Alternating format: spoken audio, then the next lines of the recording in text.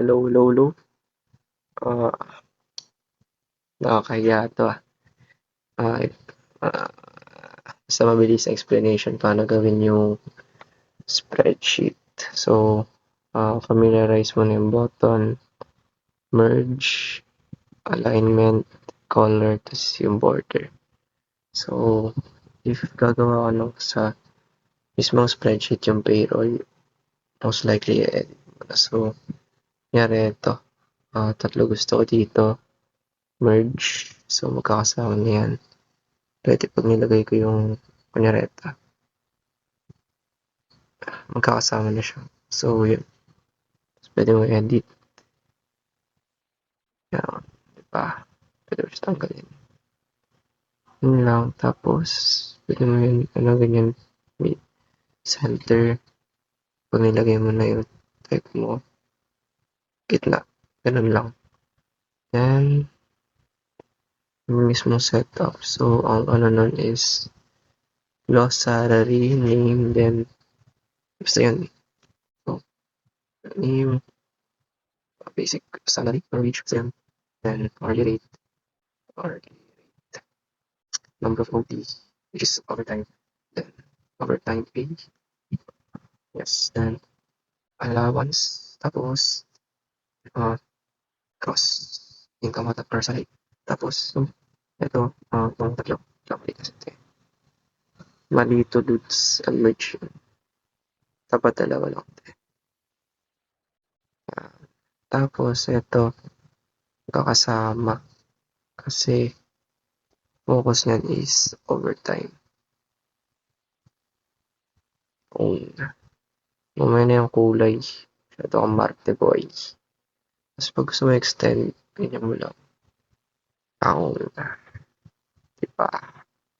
Pero, tapos yung deduction, SS, pag nakakapsalos, bibig, market health, and then, withholding tax.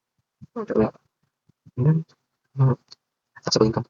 Pero ito, taxable income, then withholding, then, total deductions, right? Ayan, yun, net pay. So, start ka muna. So, kaya pangalan ko, Bernard. Then, basic salary is 60K. 60K.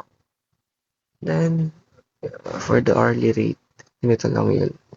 Equals, if, tapos kiklik mo to, B3 equals, quotation, comma, quotation, comma. Kiklik mo ulit yung B3 divided by 192. 192 ba? 192 yan, Lods. Then, check. 312. Then, for OT is, let's say 2 hours yung OT niya. Overtime pay. Ganito yan. So, equals, if, balik ka ulit dito, basic salary, and then, equals, naman lagi yun quotation, comma, then, yung hourly rate, ito times mo yan. Yung times niya is asterisk times, asterisk ba? Taluds, asterisk 1.25 kasi yun yung increase sa OT times the number of OT yung diba yan siya 781 and allowance ikaw maglalagay yan so 1K then gross income is pag-add mo lang yung overtime pay allowance then basic salary so puro if naman yan lagi if B3 ganun lang siya equals yung quotation B3 tapos plus overtime pay plus allowance. Yun na yun. ganun, di ba? Paldo. O sa SSS, you'll need another sheet here. Pero same file lang. So, check mo na to. Then, itong plus, may panibago ko na. So, pero, mas maganda if papangalanan mo. SSS. Then, dito naman, gagawa ka ng,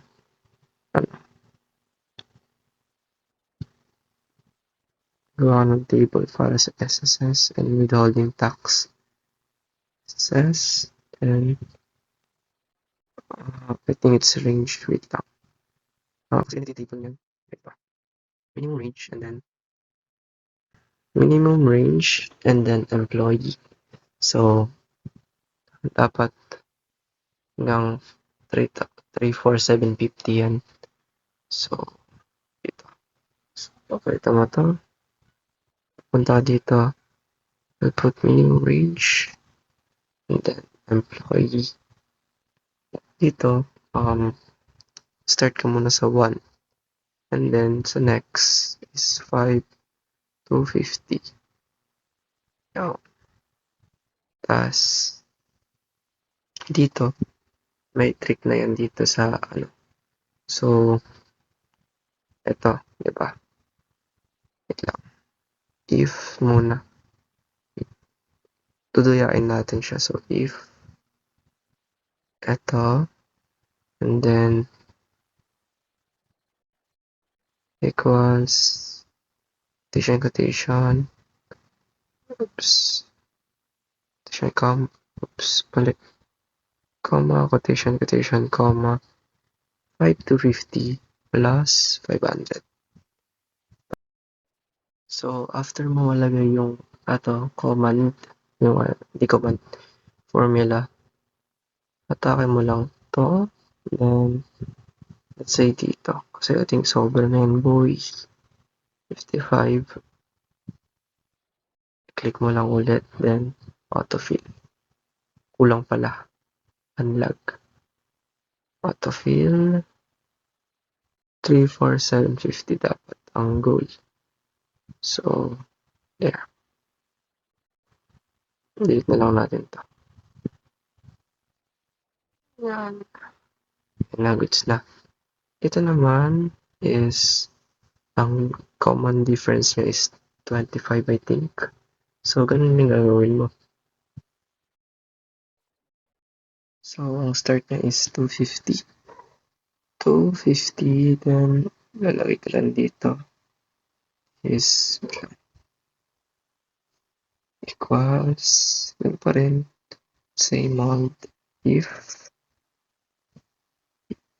C8 equals quotation, comma, quotation, comma, then 250 plus, I think it's 25 pa, 25. Then, ayan na. Check mo na lang, then, drag mo siya until dun sa 34750. Nakamaniwala dyan sa iba, boy. Tap mo lang, then autofill. Ito, wala to, budol to Kanjan, boy. Ayan na. So, okay na yung SSS mo. Babalik ka dun sa, wait lang. Babalik ka dun sa, sa sheet 1 mo, sa SSS. So, ang formula niya is equals if basic salary is equals to quotation, comma, quotation, wait lang, comma, then VLOOKUP. So, after ng VLOOKUP, i-click mo ulit yung V3, comma, and then, so, di ba, yung sa VLOOKUP nga, nalagay mo na yung V3. Sa mobile, mahirap yung, yung gagawin sa mobile para, hanap yung hindi naman mahanap pero magawa yung ano.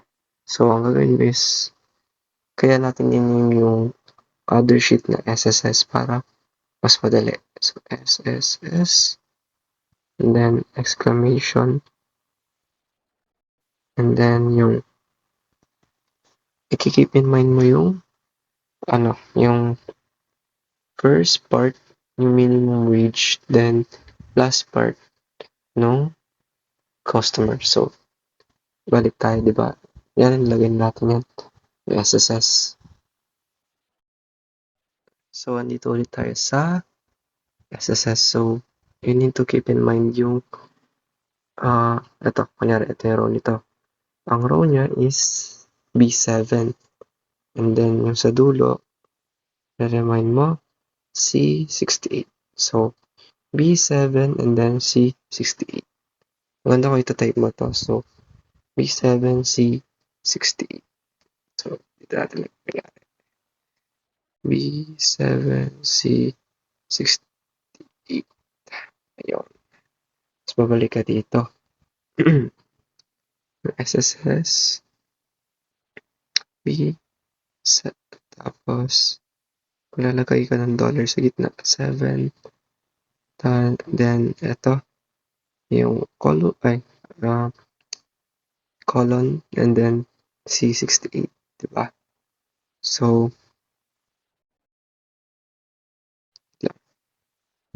say C, and then dollars 68.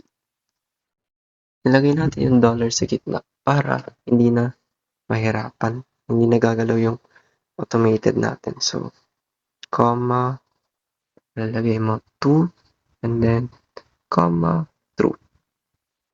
Yan. So, check ulit natin. Dalawa dapat ang parenthesis. Check. Yan na, di ba? Halimaw ka na. Masyado ka na magaling boy. And then sa pag-ibig, I think it's automatic basta over 1,500. So, malalagay mo lang dyan is equals 200. And if ibababa mo siya, sige, and then autofill, yan, automatic na siya. Then for PhilHealth, it is ang ano niya is basic wage divided basic wage times 0.05 or 5%, then divided by 2. So, ganito lang yun. Equals if pa rin, di ba? Puro naman if yan, boy. 60. Then, equals quotation, comma, quotation, comma, B3 times 0.05 divided by 2. Yun lang. Masyado madali. Diba? Yan na yan. 1.5. Yan lang. And then, taxable income. Ang taxable income, ang gagawin mo lang yun is, ma-minus mo yung SSS Pag-ibig PhilHealth sa basic salary mo. Gets mo ba? So, equals if Ulit tayo 60,000 and then equals quotation, comma, and then ito dito. P3 minus SSS minus ibig minus PhilHealth. Ganyan. So, check. Yan ang taxable income. Then, sa withholding, magbe-base ka sa taxable income dito. Gagawa ka na naman ng another table kasi may sarili yung table. So, papakita ko na lang yung table niya sa picture. So, gagayahin nyo na lang yun. So, ganito yung withholding tax. Ginaya ko na lang kasi tamad ako. Okay. Wala naman yung formula. Kasi ikaw talaga maglalagay niyan. So, sheet 1, babalik ka dito. Tapos, withholding mahaba siya. Pero, kaya mo naman yan. So, start pa rin sa normal na bagay. If pabalik ka, 6,000 equals quotation, then nare-recta ka agad sa VLOOKUP. Kasi dun ka na agad mag-focus. Ganito siya. So, ganyan. And then, kiklik mo yung taxable income. Ito tuloy natin. So, yan, K3 minus VLOOKUP. That kiniklik mo talaga yun kasi if ita-type mo lang, hindi talaga nagana. Click mo ulit yung K3, then, comma, and then, aalalahanin mo na naman yung katulad ng sa SSS. So, ita-type mo yung SSS, and then, exclamation, and then yung part ng withholding tax. So, babalik tayo sa withholding tax. Check muna natin to. Punta tayo dito. So, income is F7 and then yung dulo is H13. So, lagay lang natin yun. F7, H13. So, kunyari, F7, H13. Tapos, dito. Balik tayo dito. So, yung katulad ng kanina is dollars, 7, and then, dito, tawag ulit ito, comma, wait lang, colon, and then, H dollars 13,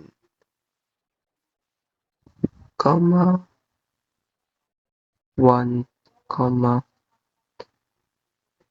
true.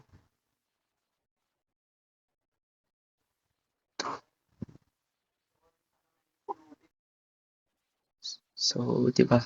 Okay na. Hindi pa yun okay. Panilag ka ba? Copy mo yan hanggang VLOOKUP. Then, i-multiply mo to. And then, lalagay ka ng parenthesis. Then, i-paste mo tong VLOOKUP mo na nilagay mo. Pero, papalitan mo siya. Itong 1. Gagawin mo. Then, lagay ko ulit ng parenthesis. Banlog. Tapos, plus. And then, another parenthesis. Then, paste mo lang ulit yung isa. VLOOKUP. Papalitan mo 3. Tapos, 3. O, sunog yung dalawa. Yan. So, balik tayo. Ganyan yan. So, 1, 2, 3. Kinopy mo lang. So, check. Yun na. 6, 5, 18. Yan ang withholding tax mo. So, ulit lang natin to. Then, eto madali na lang to. So, equals if, yun lang, pabalik-balik lang. Bernard equals quotation, comma, quotation, comma, and then, dito sa, total deductions pa ba tayo?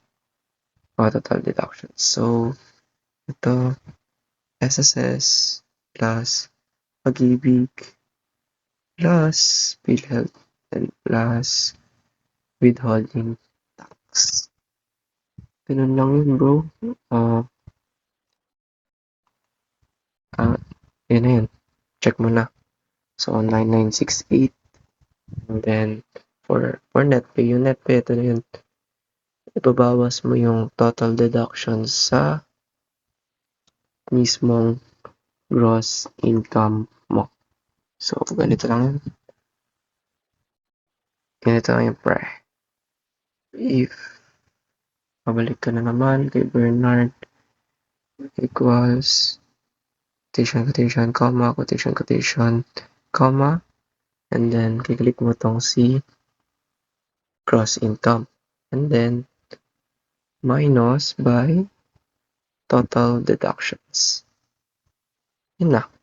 51,812.85 pesos. So, ganun lang naman yun. Yung, ang di naman automatic dito is yung number of OT, allowances, and yun lang. And then sa basic salary.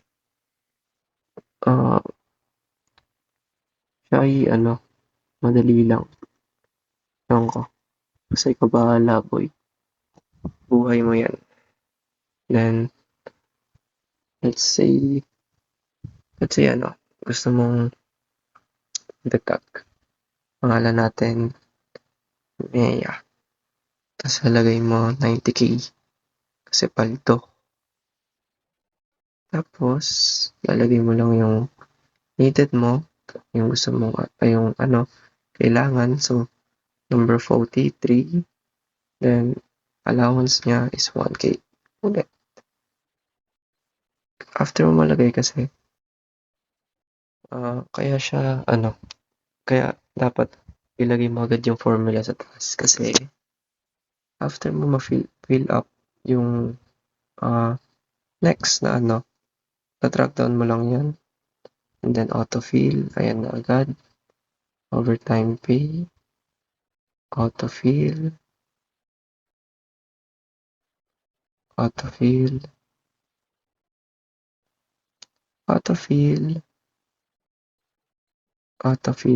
ay mali, pero gets mo na yun, autofill,